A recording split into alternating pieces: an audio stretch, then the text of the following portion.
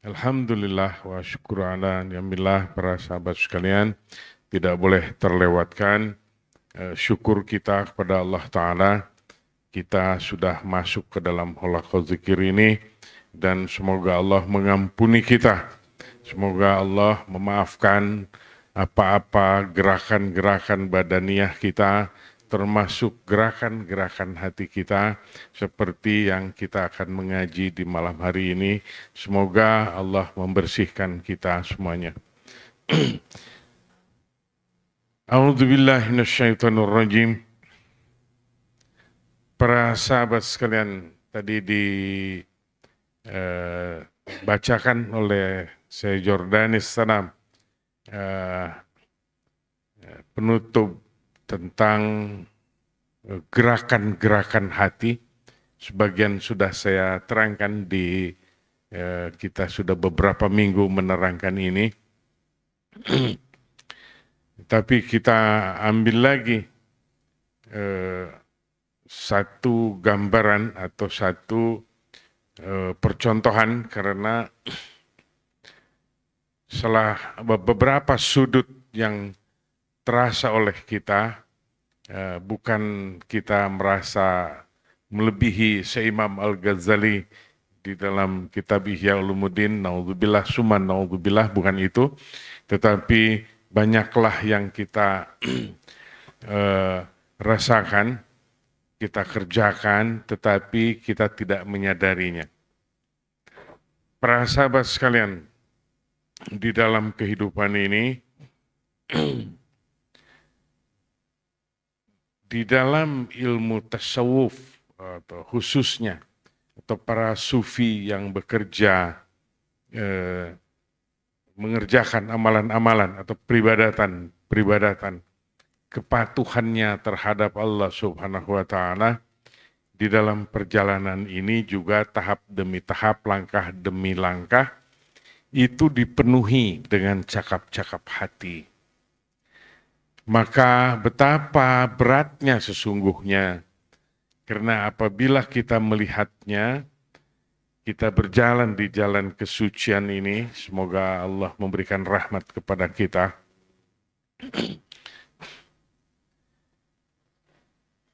Tidaklah kita berdasarkan ilmu yang dihafal. Ya, itu satu.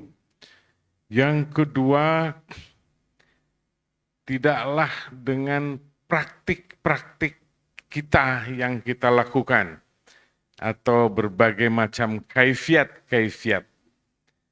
Sekalipun kita harus berdasarkan itu, karena kita harus menjalankan syariat. Tetapi penilaian berupa lahiriah yang kita lakukan di dalam peribadatan kita, dan batiniah atas nama cakap-cakap yang ada, yang selalu kita rasakan, yang selalu kita lantunkan, dengan segala kelemahan dan kebodohan kita, dan segala isi kemunafikan kita, itu menggeliat di dalam hati kita, mengotori semua langkah-langkah yang menuju kepada Allah Subhanahu wa Ta'ala. Ini dia yang harus diperhatikan.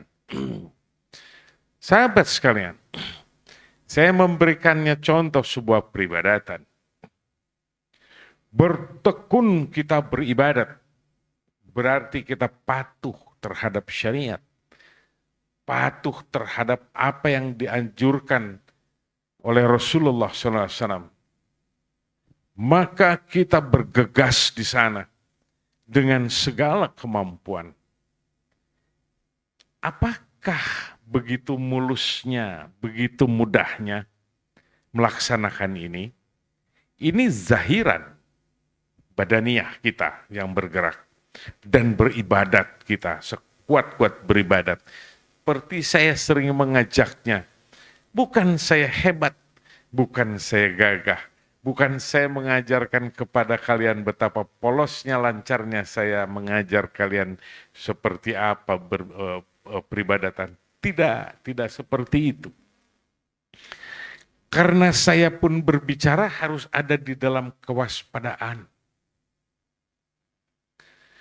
gerak-gerak badaniah berupa peribadatan, itu sehari, 2 hari kita lakukan, katakan seminggu dilakukan.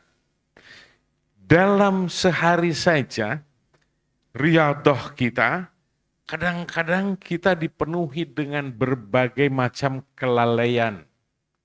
Karena di dalamnya cakap-cakap hati bermain.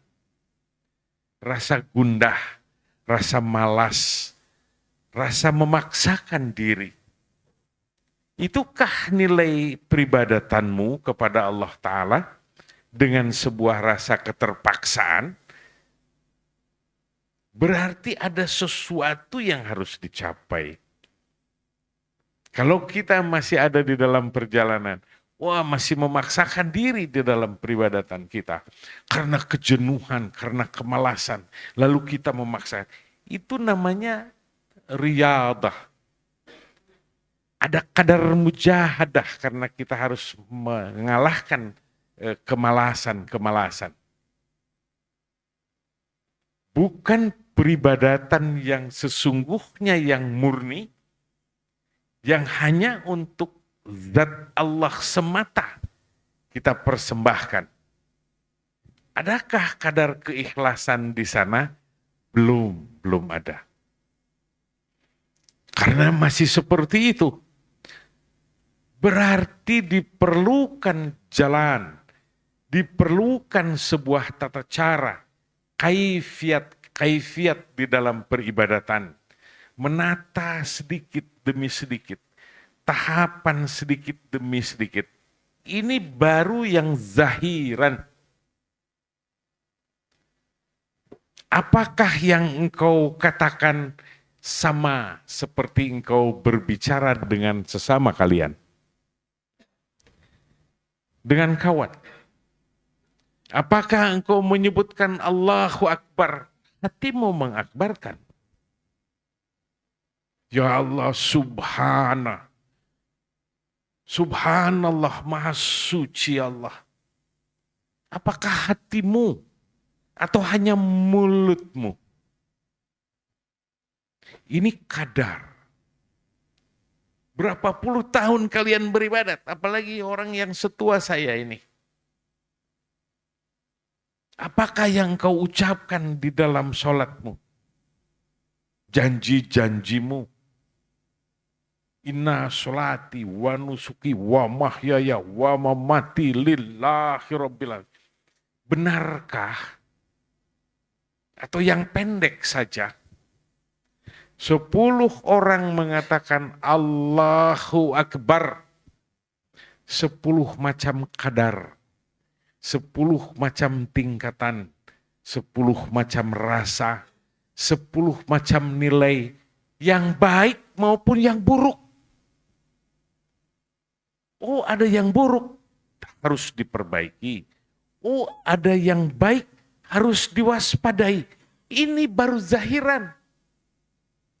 Apa gerangan diwaspadai? Yang sudah baik, lalu kita menilainya, ini baru baik. Aku beroleh semangat yang hebat. Ini namanya kedirian. Ini namanya keakuan. Inilah yang disebut oleh si Imam Al-Ghazali tadi. Pengakuan diri yang dinilai oleh Allah Subhanahu wa Ta'ala. Adakah yang dipahalai atau adalah yang termasuk dihukum oleh Allah Ta'ala? Mengapa seperti itu? Saat engkau mengakbarkan Allah Ta'ala, lalu engkau boleh kesempurnaan menyebutnya Allahu Akbar. Seperti engkau mengagung-agungkan sahabat, anak, atau siapapun membangga-banggakannya. Betapa ikhlasnya, betapa nyamannya, betapa berbangganya. Tetapi saat mengakbarkan Allah Subhanahu wa Ta'ala, tidak seperti itu. Padahal engkau mengakbarkan makhluk atau mengagung-agungkan makhluk sebesar itu, tetapi Allah yang memberikan semuanya keindahan, keakbaran yang Allah miliki itu, tidak engkau sebut dan tidak engkau rasakan di dalam hatimu. Ini sebuah kecelakaan dan hukuman kalau menurut kadar tadi di dalam kitab Ihya Ulumuddin. Mengapa seperti itu? Engkau telah mengaku-ngakunya ibadatmu hebat. Di masa beberapa minggu yang lalu, saya bercerita tentang kakek saya berbicara, saya sudah enak katanya, ininya takbirnya, sudah Ki, alhamdulillah. Celaka katanya itu, kaget saya. Nah ini seperti itu. Saya bilang, Ki, kunaon tiasa kitu eta. Kenapa bisa begitu?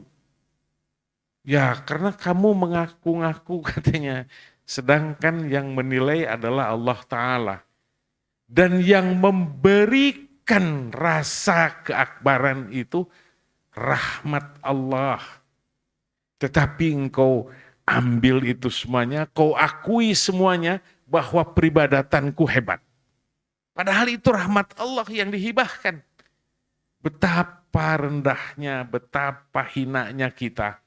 Saat itulah kalau kita mengerti tentang itu, maka arafan nafsahu, engkau tahu tentang dirimu sendiri.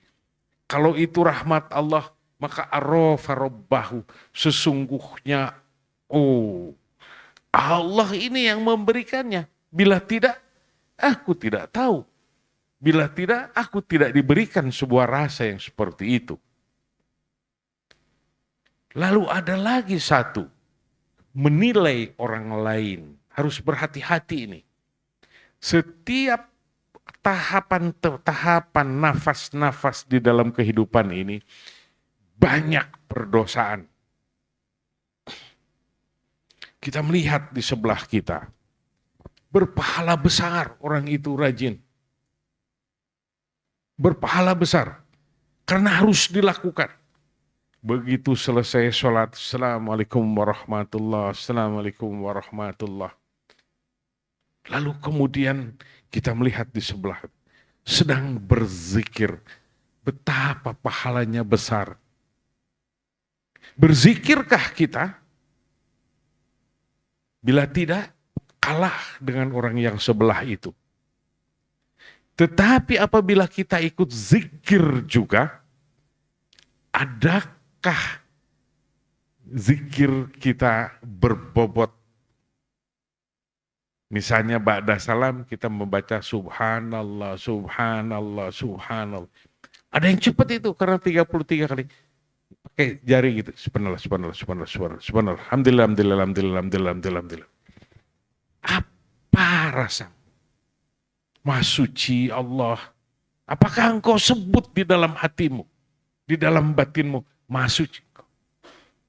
Alhamdulillah, alhamdulillah, segala puji bagi engkau. Sekalipun yang tadi tetap berpahala, karena salah satu jawarihnya menyebut nama Allah Ta'ala. Tapi kualitas, kadar, dan setelah itu kewaspadaan harus kita memasangnya. Apakah diaku-aku oleh kita?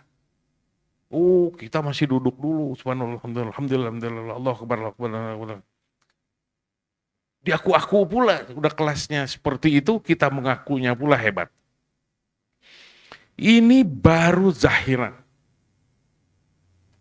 Bagaimana keadaan di dalam hati tadi? Yang terlihat, lalu kita menilainya.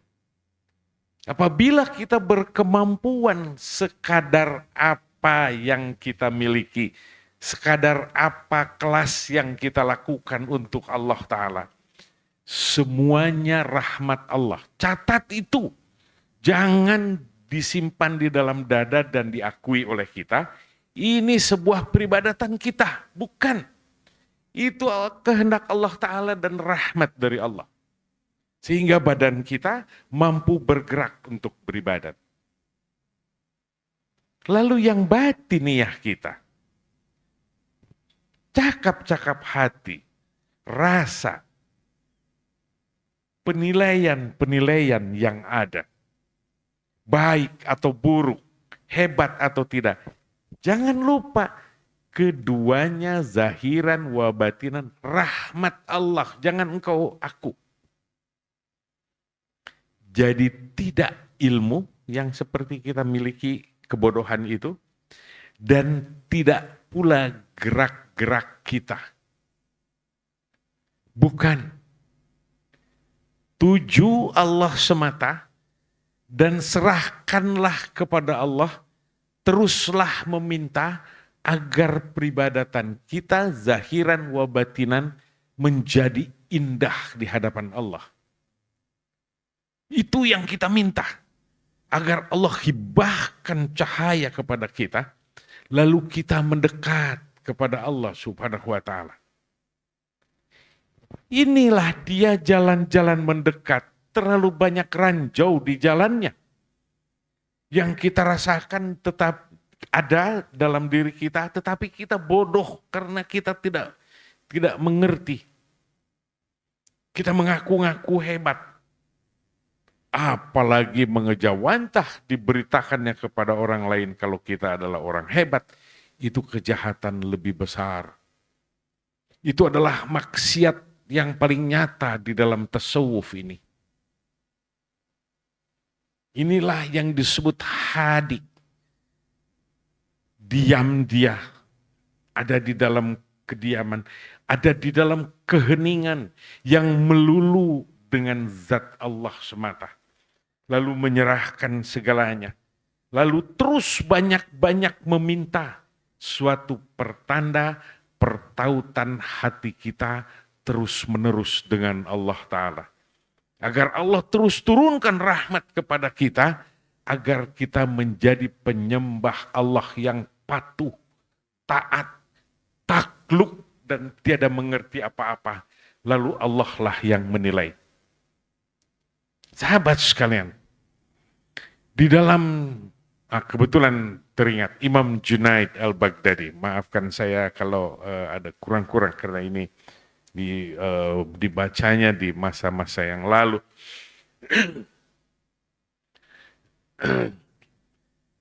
Ingat si Imam Junaid al-Baghdadi,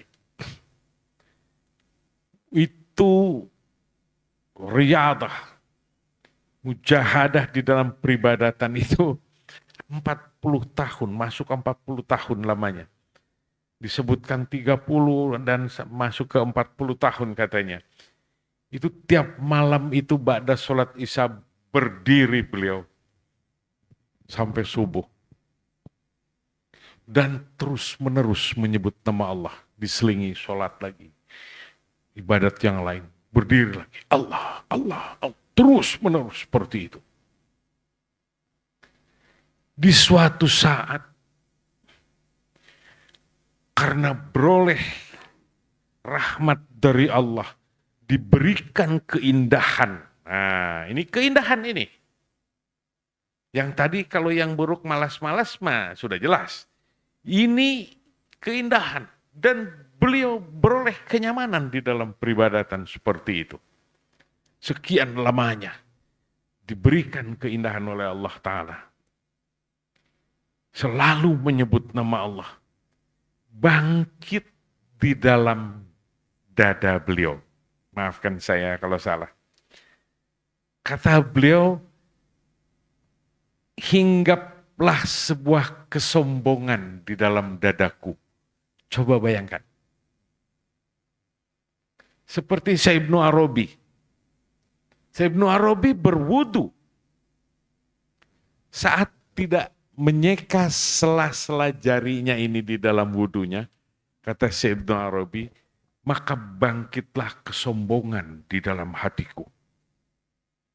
Nah, itu maka biasakanlah basuh tangan ini dengan sela-sela jarinya itu, dibasuh saat berwudu dan sambil berzikir atau baca surah Al-Ikhlas seperti di dalam hadis, ikuti itu. Agar kita selalu bertaut dan agar gugur dosa-dosa kita di dalam bersuci itu. Ini salah satunya. Kata si Imam Junaid, bangkit sebuah kesombongan di dalam hatiku. Tiba-tiba terdengar suara dari langit oleh beliau. Ya Junaid katanya. Bahasanya maafkan saya kalau salah. Maka telah dikenakan atau seperti engkau telah bersabukan orang Majusi katanya. Ikat pinggang Majusi karena sombong. Lalu Imam Junaid takut, datang sebuah rasa takut dan lalu menundukkan kepala beliau. Ya Allah katanya. Bagaimana aku apabila keadaanku seperti ini? Ya Allah, maafkan Junaid ini ya Allah. Itu kata Imam Junaid. Maka terus diulanginya lagi peribadatannya yang seperti itu. Terus lagi. Karena beribadat yang seperti itu. Lalu menyebarlah kemana-mana. Bahwa datang fitnah-fitnah kalau mungkin disebut orang bid'ah atau orang apa namanya, sampailah kepada khalifah katanya. Terlihat seperti itu. Itu masa ada sufi yang seperti itu, segala macam lah. Kata khalifah, sudah kalau begitu katanya, itu kirim saja seorang perempuan agar mengganggu dia. Lalu menyuruh satu yang suruhannya khalifah itu, antarkan perempuan ini datang kepada Junaid. Lalu pakailah wewangian, pakailah perhiasan-perhiasan, dan perlihatkan kepada dia. Lalu datang ini, orang yang membawa perempuan suruhan dari khalifah itu untuk mendatangi Imam Junaid. Pertontonkan kepada dia katanya. Di dalam kitab itu kalau tidak salah disebutkan bahkan bertingkah lebih daripada seperti yang disuruhkan oleh sang khalifah kepada Imam Junaid. Lalu Imam Junaid tetap menunduk. Lalu diulanginya lagi. Kata si perempuan ini, ya Junaid katanya. Aku sudah jenuh dengan kehidupan kemewahan seperti ini. Kata perempuan itu, aku datang kepadamu karena aku ingin dilamar olehmu. Agar aku beroleh ketenangan hidup. Agar aku terbebas dari godaan-godaan dunia. Aku sudah bosan dengan kemewahan seperti ini. Aku berpendapat bahwa engkaulah yang cocok melamar. Maka lamarlah aku ya Junaid. Tidak dijawab oleh Imam Junaid. Lalu Imam Junaid menunduk. Kemudian diulanginya lagi. Mungkin dengan bahasa yang berlebih tidak disebutkan di dalam kitab itu. Imam Junaid lalu sambil menengok gitu kepada si perempuan itu. Lalu mengeluarkan suara, hanya sedikit. Katanya. Hanya seperti itu. Perempuan itu mati seketika. Perhatikan ini.